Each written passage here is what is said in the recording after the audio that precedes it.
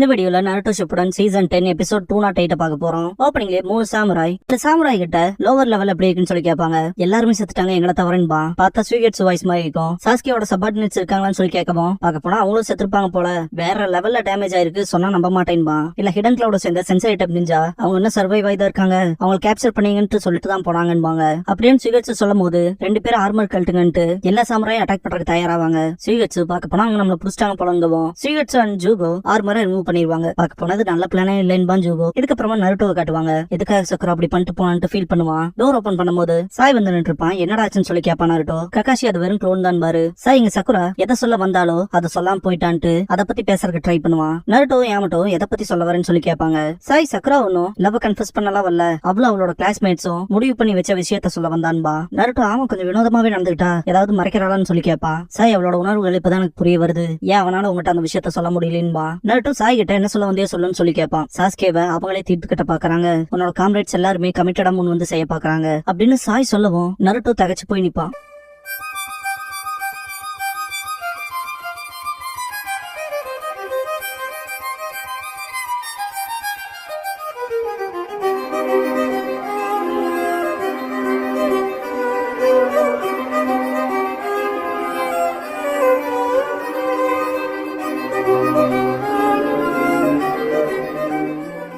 Opening song முடிஞ்சதுக்கு அப்புறமா as once friend அப்படிங்கிற இந்த எபிசோடோட டைட்டில் போட்டு ஸ்டார்ட் பண்றாங்க. சாய் உன்னோட காம்ரேட்ஸ் எல்லாருமே அடுத்த நகருக்கு தயாரா இருக்காங்க. சாஸ்கே கதையை அவங்களே பாத்துக்க போறதா இருக்காங்கன்பா. நருட்டோ சக்குராவுமா சக்குரா அதை ஏத்துக்கிட்டாளா, சக்குரா சாஸ்கே எவ்வளவு லவ் பண்றா தெரியுமா, இதுக்கான வாய்ப்பு இல்ல, சக்குரா அப்படி பண்ண மாட்டான்பா நருட்டோ. சாய் அக்காட்சுகி கிராமத்தை அட்டாக் பண்ணதுக்கு அப்புறமா கிராமத்தை சேர்ந்தவங்க சாஸ்கேவை அக்செப்ட் பண்ண மாட்டாங்க. ஈவன் அவன் அக்காட்சுகி சப்போர்ட் பண்ணாம இருந்தாலும்பா. நருட்டோ கையெடுக்கவும் சக்குரா ஒன்னும் முட்டாள் இல்ல, அவளுக்கு இந்த டிஃபிகல்ட்டான சிச்சுவேஷன் என்னங்கிறது புரிய அளவுக்கு இருக்கா, அதனாலதான் இவ்வளவு தூரம் டிராவல் பண்ணி பர்சனலா உங்ககிட்ட சொல்லணும்னு வந்தா அப்படின்னு சாய் சொல்லவும் ககாஷி பெருமூச்சு விடுவாரு. நருட்டோ அப்புறம் எதுக்காக வந்தோன்னா அவன் உண்மையை சொல்லின்னு சொல்லி கேட்பான். ககாஷி அதை எப்படி முடியும் நருட்டோ, இதனால நீ எவ்வளவு காயப்படுவீன்னு அவளுக்கு தெரியும்லன்பாரு. ஆனா இருந்தாலும் நருட்டோ சொல்ல வரும்போது சாய் சக்குரா சாஸ்கேவை கிவ் அப் பண்ணிட்டு உன் மேல காதலுக்காக சொன்னதுக்கு காரணமே அவளுக்காக நீ பண்ணி கொடுத்த அந்த சத்தியம் அந்த பர்டனை போக்குறதுக்காக தான்பா. சக்குரா லைஃப் டைம் ரிக்வெஸ்ட்னு சொல்லி சாஸ்கேவை எப்படியாவது திருப்பி கூட்டிட்டு வான்னு சொல்லிருப்பா இல்லையா, அந்த பிளாஷ்பேக்கை காட்டுவாங்க. இப்போ நீ அவனை ரெஸ்கியூ பண்ற நோக்கத்துல தானே இருக்குன்ட்டு சாய், அதனாலதான் உங்ககிட்ட உண்மையை சொல்ல அவ உன்னோட உணர்வுகளை மதிக்கிறா, அதனாலதான் இன்ஃபேக்ட் நீ இப்படிதான் பேசுவேன்னு கூட அவளுக்கு தெரிஞ்சிருக்கலாம். ஆக்சுவலா சக்குரா சத்தியம் வாங்கி இருந்தா உங்ககிட்ட உண்மையை சொல்லக்கூடாதுன்னு அவளே உங்ககிட்ட பேசிக்கிறேன்னு சொன்னா அது அவளோட கடமை நான்பா.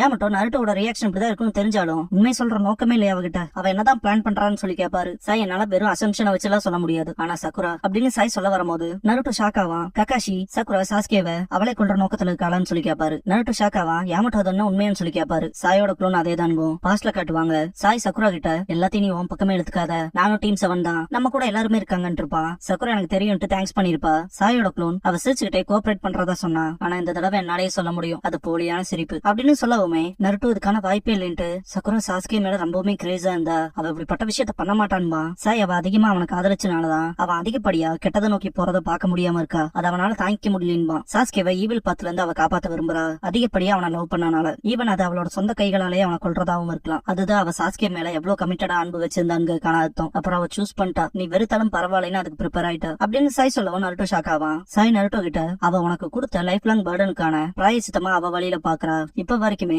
சக்குரா உன்னையும் நம்பி இருக்கதான் ஃபீல் பண்றா, இந்த தடவை எல்லாத்தையும் தனியா செய்யணும்னு பாக்குறான்பா. நருட்டோ சாய் கிட்ட எதுக்காக சாய் இதெல்லாம் என்கிட்ட சொல்றேன்னு சொல்லி கேட்பான். சாய் சக்குரா கிட்ட சொல்லிருப்பான்ல சாஸ்கே தான் நருட்டோட வேதனைக்கான காரணம்னு, அதுல நீயும் ஒரு பாட்டுன்னு இருப்பான் சக்குரா கிட்ட. அதை திங்க் பண்ண சாய் சக்குராவை பிளேம் பண்ணி இப்படிப்பட்ட சிச்சுவேஷனை கொண்டு வந்ததே நான் தான்பா, அதனால அதுல என் பங்கும் இருக்கு, அதனாலதான் உன்கிட்ட சொன்னேன் சக்குராவை அப்படியே விட முடியாதுல. அதுன்னு மட்டும் இல்லாம நானும் டீம் 7ல ஒரு மெம்பர் தானன்பா. நருட்டோ அப்படியேங்கவும் ககாஷி மனசுல இவ்வளவு விஷயத்த கேட்கறது மூலமா கொந்தளிப்பான்னு நினைக்கிறேன்ட்டு இப்ப இருக்கு கேள்வியே அடுத்து என்ன பண்ண போறான்னு தான் பாரு. நருட்டோ டீம் 7 போட்டோ எடுத்திருப்பாங்களே அது மொத்தமா உடஞ்சு சதற மாதிரி திங்க் பண்ணி பாப்பான். இந்த இடத்துக்கு காரா காங்குரோன் டெமாரி வந்திருப்பாங்க. டெமாரி முக்கியமான விஷயம் எல்லாருமே கவனமா கேட்டுக்கங்க, ஃபைக்காகி சமிட்ல என்ன நடந்துச்சுங்கிற விஷயத்த சொல்லணும்பா. இதுக்கப்புறமா டான்சோ அண்ட் அவனோட சபார்டினேட்ஸ் காட்டுவாங்க. முன்னாடி பேப்பர் பாம் கட்டின குனாய் வந்து அடிக்கும், பின்னாடி மாதரா இருப்பான். பார்த்து ரொம்ப நாளாச்சு டான்சோ. உச்சிகா இன்சிடென்ட்க்கு அப்புறம் இப்பதானே பாக்குறான்பா. அந்த பேப்பர் பாம் வெடிக்கும், டான்சோ அவன் கையில அந்த ஸ்டிக்கர் கீழே போட்டு டோருனே என்ன கவர் பண்ணிக்கங்கன்ட்டு அவனை நீங்க கவனிச்சுக்கங்க, நான் என் வலது கையில இருக்க சீலை ரிமூவ் பண்றேன்பா. மாதரா மாதரா என் கூட சண்டை போடுற நோக்கத்துல இருக்கேன்னு சொல்லி கேட்பான். மாதராவோட எபிலிட்டிங்கிறது லிமிட்லெஸ்ஸா இருக்கும். கவனமா இருங்கன்னு ஃபூ டோர்னே கிட்ட டான்சோ ஃபூ ரெண்டு பேருமே சேர்ந்து அட்டாக் பண்ணலான்னு டோர்னே கிட்ட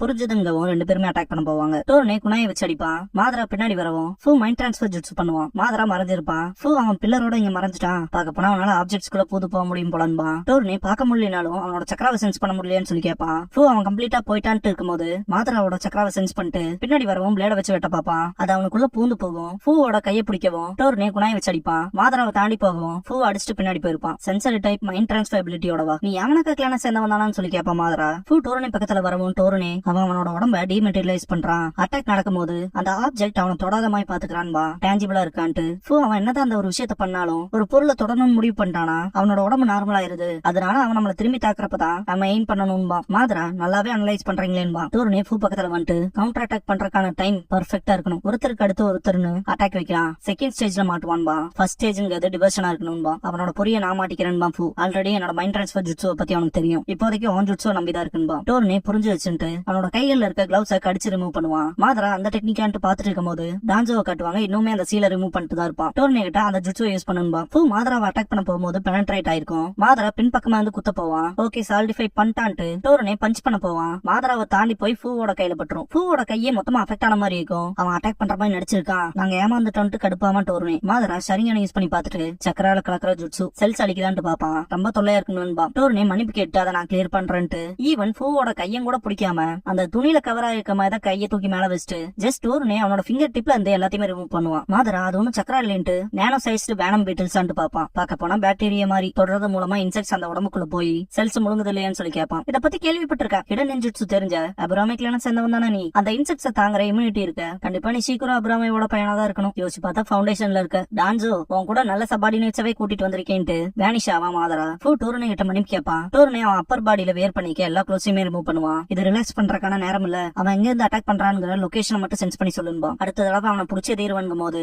உடம்பு பூராமே பாத்தீங்கன்னா வயலட் கலர்ல இருக்கும். மாதரா டோர்னேக்கு பின்னாடி வந்து மொத்தமா அவனை டிரான்ஸ்போர்ட் பண்ணிருப்பான். இதை பார்த்துட்டு அடச்சான்ட்டு ஃபூ மனசுக்குள்ள டோர்னேவை மொத்தமா எடுத்துக்கிட்டான்னு திங்க் பண்ணுவான். வேனம் பீட்டில்ஸ்னால என்னோட வலது கை பாதிக்கப்பட்டுருச்சுன்ட்டு மாதரா சிம்பிளா அவனோட கையை பிச்சு வீசிடுவான். வீசவும் ஃபூ குனிவான். மாதரா அடியில இருந்து வந்துட்டு நீ தான் அடுத்துன்பா. மொத்தமா அவனையும் டிரான்ஸ்போர்ட் பண்ணிருப்பான். டான்சோ பார்க்கவும் மறந்துடுவான். காசேகாகே சைட்ல இருந்து எல்லா விஷயத்தையுமே எக்ஸ்பிளைன் பண்ணி முடிச்சிருப்பாங்க. யாமட்டோ அப்படின்னா சமிட்ல இவ்வளவு சொலசொலப்பு ஏற்பட்டிருக்கா. ஆனா டான்சோ அப்படின்ட்டு கக்காஷியை பார்க்கவும் கக்காஷி இங்க பாரு ஹொக்காகே ஆகணுங்கிற ஆர்வம்லாம் என்கிட்ட இல்ல. இதே விருப்பப்பட்டாலும் கூட ஃபர்ஸ்ட் நான் வில்லேஜுக்கு போய் இதை பத்தி எல்லாம் கலந்து பேசி ஆகணும் பாரு. டெமாரி மாதரா நம்ம மேல போர் தொடுக்கிறதா சொல்லிருக்கான். நம்ம கிட்ட நேரம்லாம் கிடையாதுன்பா. யாமட்டோ ஃபர்ஸ்ட் எல்லாத்துக்கிட்டையும் கலந்து பேசி நீங்க ஹொக்காகே ஆகிறக்கான அப்ரூவல் வாங்கிடலாம். ஆனா டிலே பண்ணோம்னா அக்காட்சுக்கிக்கும் மாதராக்கும் அதுவே அட்வான்டேஜா போயிடும். ஸ்லோவா ரெஸ்பான்ஸ் பண்றது மூலமா நிலம கூட மோசமாகலாம் பாரு. கக்காஷி நீ சொல்றதும் செய்தான்ட்டு தேங்க்ஸ் பண்ணுவாரு. நருட்டோ சமசோகத்துல இருப்பான். யாமட்டோ அப்புறம் சாஸ்கே சமிட்ல எதுக்கு போய் அட்டாக் பண்ணான்னு சொல்லுவாரு. பெருமூச்சு விடுவாரு. காரா நருட்டோ கிட்ட 8 tails and 9 tails பாதுகாக்கிறதுக்கான வார்தாது. பார்க்க போனா ஒன்னா ஷினோபி வேர்ல்டோட நன்மைக்காக காசேகாகேவா கண்டிப்பா நான் அவனை பாதுகாத்தே தீருவேன். அப்புறம் சாஸ்கே அக்காட்சுகியோட சபார்டினேட்டா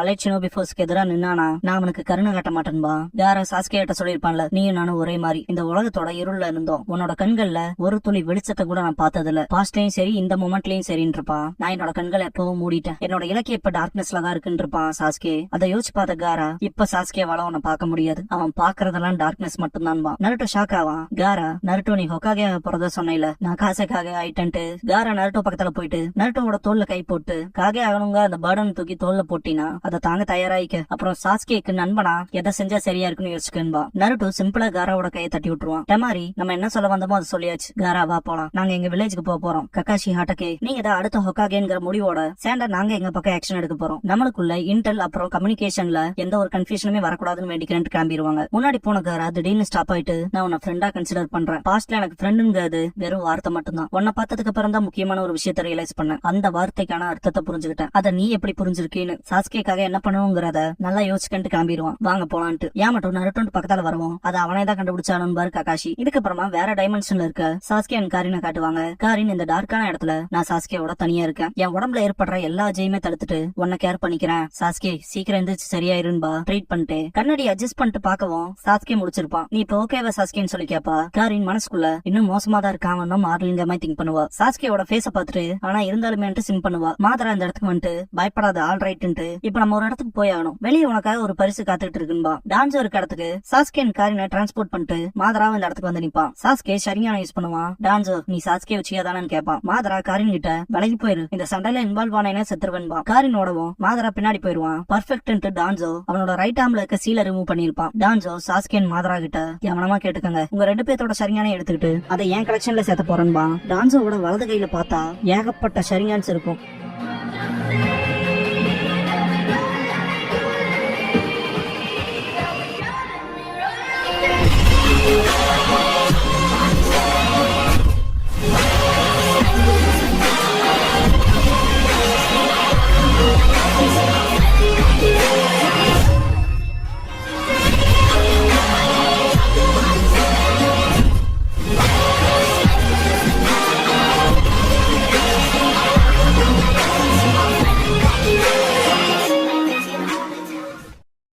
க்ளோசிங் சாங் முடிஞ்சதுக்கு அப்புறமா டான்சோஸ் ரைட் ஆர்ம் அப்படிங்கிற எபிசோட தான் நருட்டோ ஷிப்புடன்ல அடுத்து பார்க்க போறீங்கன்னு நருட்டோ.